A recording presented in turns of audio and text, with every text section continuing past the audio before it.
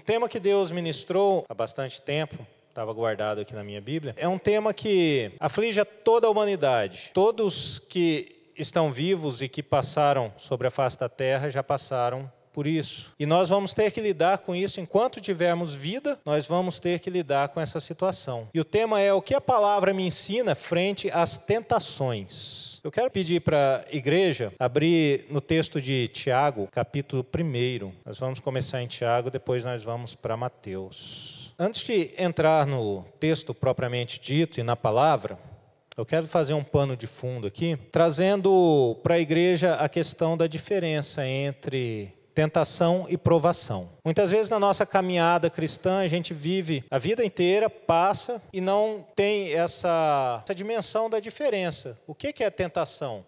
O que é provação? E o texto de Tiago, capítulo 1, versículo 12, é muito claro quanto a isso. Feliz é o homem que persevera na provação, porque depois de aprovado receberá a coroa da vida, que Deus prometeu aos que o amam. Quando alguém for tentado, jamais deverá dizer: estou sendo tentado por Deus, pois Deus não pode ser tentado pelo mal e a ninguém tenta. Cada um, porém, é tentado pelo próprio mau desejo, sendo por este arrastado e seduzido. E também tem o texto de 1 Coríntios 10, 13, que fala: não sobreveio a vocês tentação que não fosse comum aos homens. E Deus é fiel, Ele não permitirá que vocês sejam tentados, além do que podem suportar. Mas quando forem tentados, Ele lhe providenciará um escape, para que o possa suportar. Existe uma diferença nítida entre tentação e provação. No texto de Tiago, nós percebemos que ele fala que aquele que persevera na provação receberá a coroa da vida. Ou seja, a provação,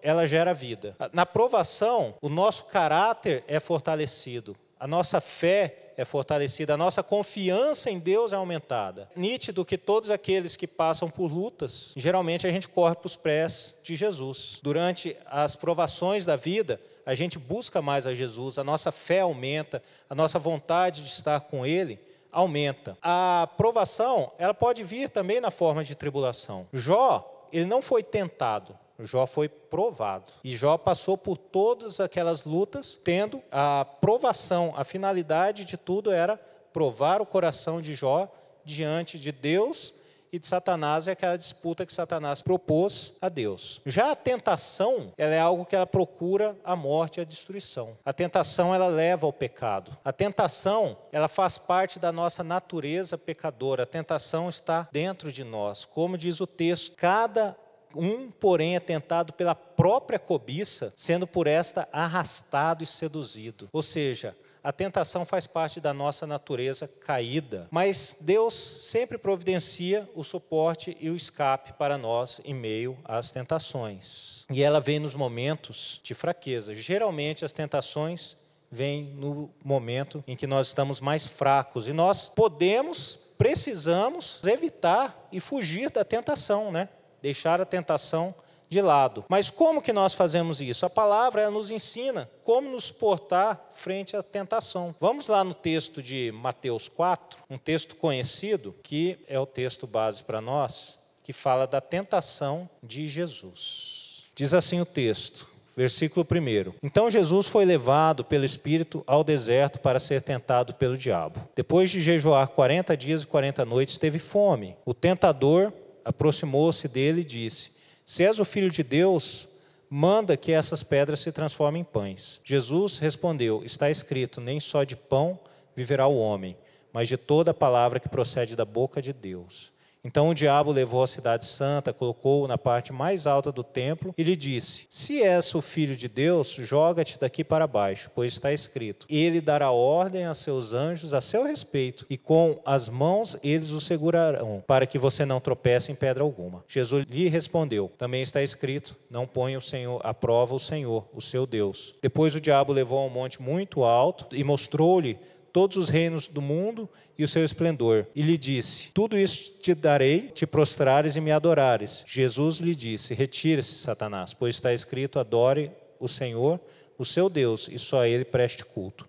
Então o diabo o deixou e os anjos o vieram e o serviram. Esse texto é um texto muito rico, que aqui tem inúmeras, vamos colocar assim, inúmeros tópicos, inúmeros aprendizados. Mas eu quero trazer 3 que falaram comigo nos 3 primeiros versículos. E o primeiro é: na tentação estamos sozinhos. E você já vai entender o porquê. O versículo 1 relata que Jesus ele foi levado ao deserto para ser tentado. E o deserto é o quê? O deserto é um lugar de solidão. No deserto você anda milhas e milhas ou quilômetros e quilômetros, você não acha ninguém. O deserto é calor de dia, frio à noite, não tem vegetação, não tem animais.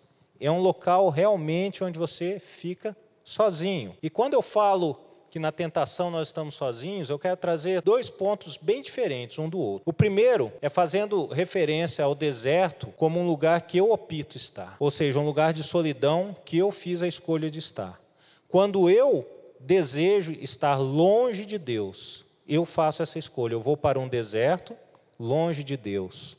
Ou seja, eu estou sozinho. E é nesse momento que as tentações muitas vezes vêm. Quando eu faço uma escolha unilateral de abandonar os caminhos do Senhor e andar por conta própria, eu estou sozinho. E quando eu estou sozinho, a tentação vem mais forte. É muito difícil uma pessoa que anda sem Deus conseguir se manter no caminho de Deus. É incongruente, não tem como.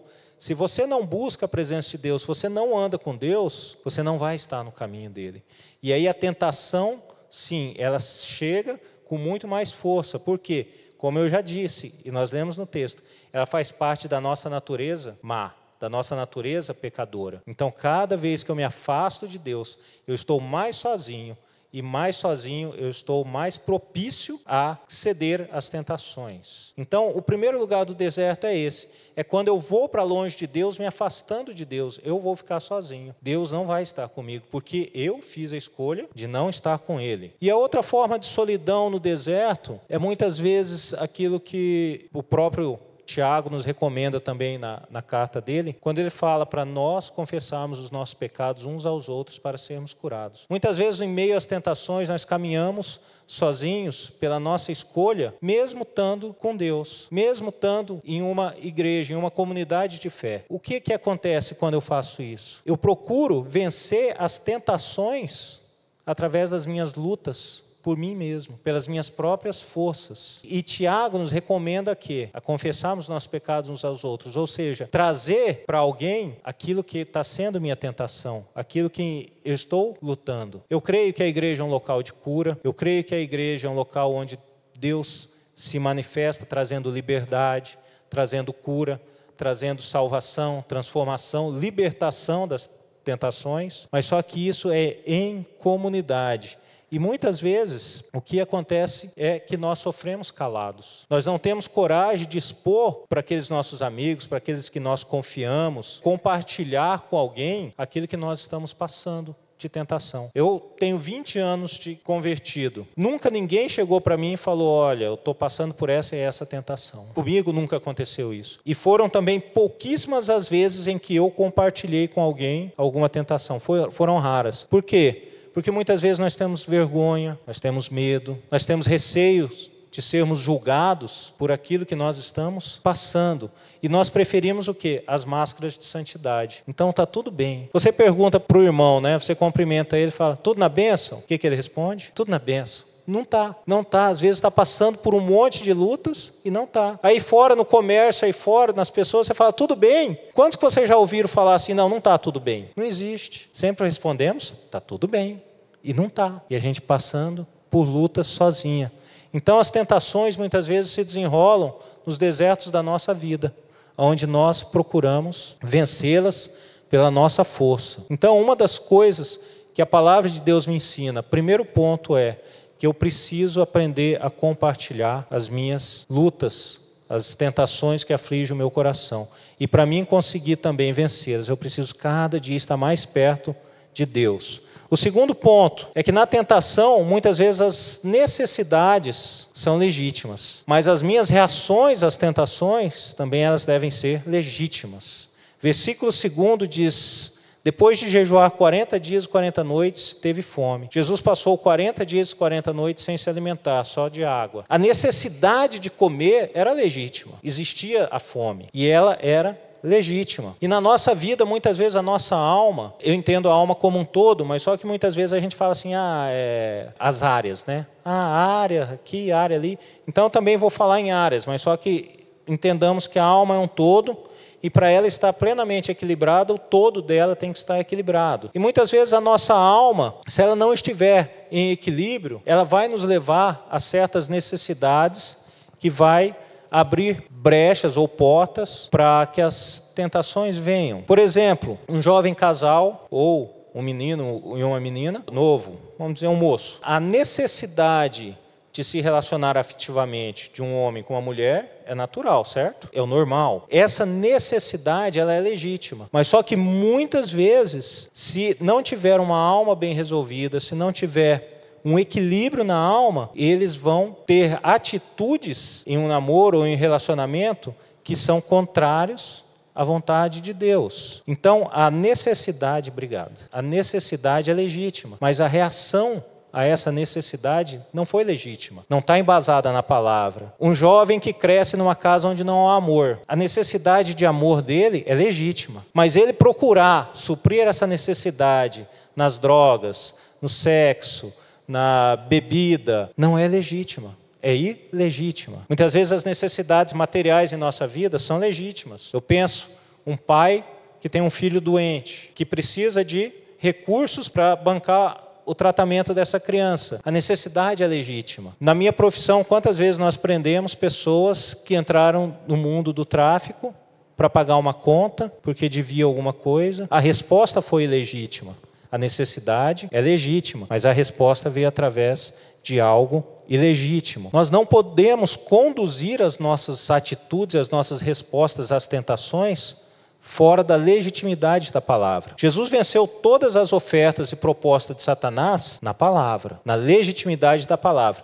Foi ofertado pão que nós poderíamos trazer para as nossas necessidades vitais, materiais, as necessidades do ser humano de cada dia. Jesus refutou na palavra. Depois o diabo veio com uma ideia do tipo, joga-se daqui, dá ordem a Deus, ele vai dar ordem aos anjos para te segurar. Isso aí fala muito a respeito da soberba que carrega o homem hoje em dia. O reconhecimento, o valor próprio que a sociedade quer que nós tenhamos, está muito além do que realmente nós temos em Cristo. Nós se achamos, como diz, a última bolacha do pacote. Depois Satanás oferta os reinos, o poder, que os homens tropeçam também por causa disso. E Jesus venceu na palavra. Então, somente firmes na palavra, que é lâmpada para os nossos pés e luz para o nosso caminho, nós conseguimos refutar todas as tentações e legitimar as nossas reações às tentações na palavra. E por último, para encerrar, a tentação muitas vezes entra na nossa vida através de uma dúvida gerada. O versículo 3 diz assim, o tentador aproximou-se dele e disse, se és o Filho de Deus. É interessante que por várias vezes Satanás fala, se és o Filho de Deus. Jesus sabia que era filho de Deus. Satanás sabia que ele era filho de Deus. Mas por que então que Satanás lança essa palavra? Satanás deve ter pensado mais ou menos assim,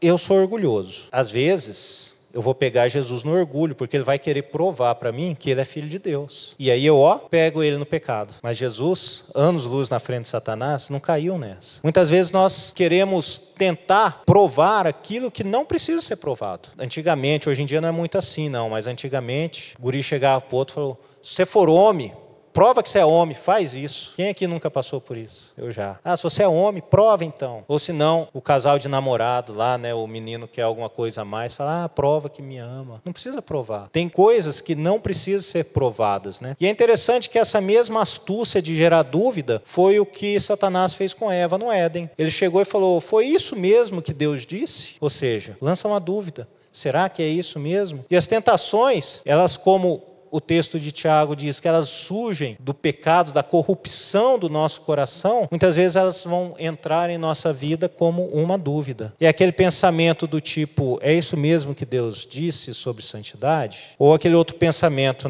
o casal namorado, nós nos amamos tanto, será que nós precisamos mesmo esperar pelo casamento? É uma dúvida. Eu trabalhei tanto esse mês, será que eu acho que eu mereço um pouco mais? Ninguém vai perceber. Ou aquele outro pensamento que vem, será que isso é tão errado? Afinal de contas, todo mundo faz. E quando nós abrimos a nossa mente para ter esse diálogo com essas dúvidas, nós começamos a colocar em xeque a integridade, a plenitude e a completude da palavra de Deus em nossa vida. Nós não podemos dar brecha para as dúvidas. Nós temos que carregar dentro do nosso coração a certeza da palavra de Deus e aquilo que ela diz, a verdade da palavra de Deus. Para finalizar e para relembrar, para nós vencermos as tentações que vêm sobre nós e que é comum a todos os seres humanos, nós precisamos entender que sozinhos, no deserto, nós não vamos conseguir. Nós precisamos entender que se nós fazemos parte de uma comunidade de fé, de uma igreja, do corpo de Cristo, nós precisamos ter pessoas de confiança para nós abrirmos os nossos corações e, como Tiago diz, sermos curados, sermos libertos das tentações. Nós precisamos a cada dia nos fortalecer na fé, porque fortalecidos na fé, quando a tentação vier, a nossa base de resposta, a nossa reação, tudo que nós iremos fazer contra a tentação vai ser baseada na palavra de Deus. Vão ser reações legítimas, legitimadas pela palavra.